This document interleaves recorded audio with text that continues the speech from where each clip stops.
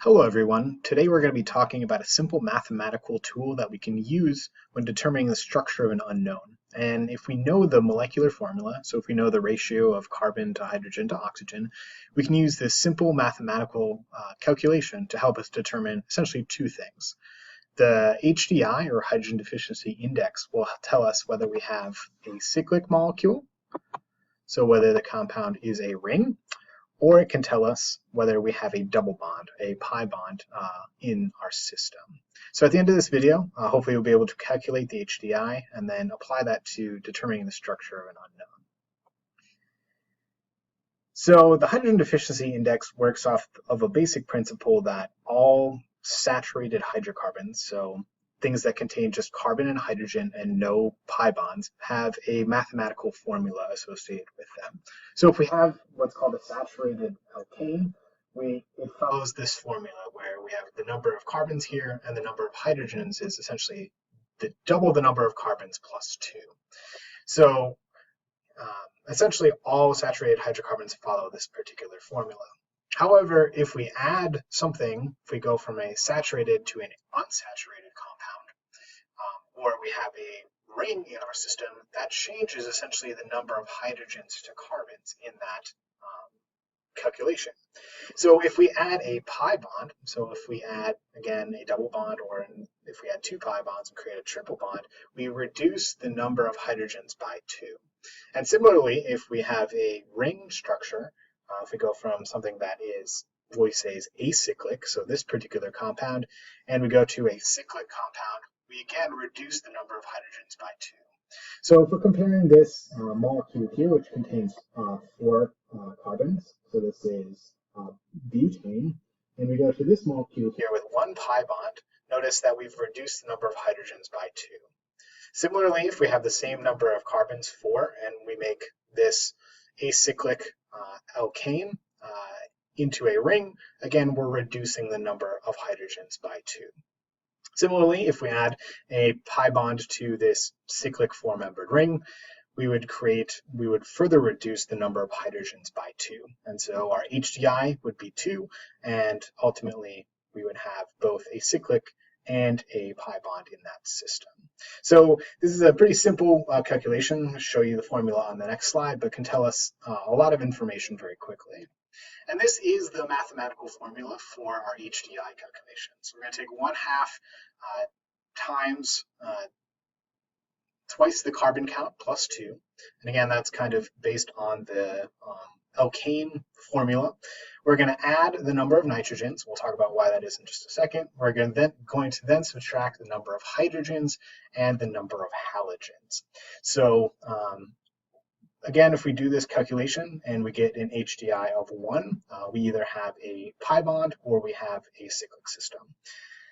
If we get an HDI of 0, then we know that we don't have a pi bond or a cyclic system. So again, it's a pretty simple calculation, and you get to know it very quickly, and can help us sort of limit the number of options we're looking at when determining the structure of an unknown. So let's walk through this calculation a little bit. So a halogen basically is treated like a hydrogen in this equation. And this is for this simple reason. Basically, if I go from chloroethane to ethane, I'm simply replacing a halogen with a hydrogen. So again, that's not going to affect the overall calculation. So again, that's basically why I subtract the number of halogens. Again, halogens are either fluorine, chlorine, bromine, or iodine when doing this calculation. If I take a look at oxygen, oxygen is simply omitted by the HDI calculation because ultimately what it can do is it does not take up any sort of additional bonding sites. So we think about this when looking at ethanol versus ethane. Our oxygen simply sort of inserts between our carbon and our hydrogen bond. So again, if we have an oxygen, we don't necessarily need to take that into account when we are calculating our HDI. So that's why on the previous slide, there was no oxygen that appeared in that formula. If I have nitrogen, we're going to add that in our formula because essentially what can happen based on the valency of nitrogen, the amount of bonds that it can form, if I compare ethylamine And ethane, we notice that essentially by adding our nitrogen here, I have another spot where I can form a bond to hydrogen. So basically I increase the number of bonds that are formed, that are possible in my structure, going from ethane to ethylamine. So that's why we add the hydrogens in that formula on the previous slide. So what I would do right now is, here is our equation. Pause this video and run through these calculations. Make sure you understand how to do the HDI calculation, and then restart the video once you have answers to all of these questions. Okay, so here are our answers to our HDI calculations. I just want to talk about one of them very quickly. So you'll notice that the HDI for C6H6 is pretty high, so it has an HDI of 4. So if you do the calculation and see this HDI of 4, or essentially more than 4, if you have an HDI of 5 or 6, more than likely what you have in your molecule is you have what's called a benzene ring. So you have a 6-membered ring. So let me draw it out here. So you have a 6-membered ring with essentially 3 double bonds in it. So this is most likely what you have somewhere in your molecule. So again, if you have an HDI of 4 or more, most likely, again, this doesn't happen every time, but most likely you have a benzene ring in your solution. So let's take a look at C4H8O. So we have an HDI of 1. So there are a couple of different possibilities that we could have as structures for this. So one of the possibilities is a cyclic system with our oxygen in it. So I could have an oxygen with essentially 4 carbons. So that's a 5-membered ring with an oxygen in here. This is what we call tetrahydrofuran.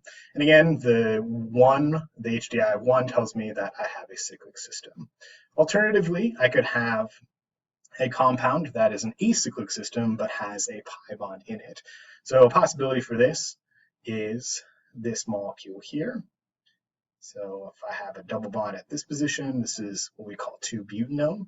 So this is a possibility. Instead of having the HDI accounting for a ring, it can have a pi bond. And there are other possibilities based on the HDI, but here are just 2 of them.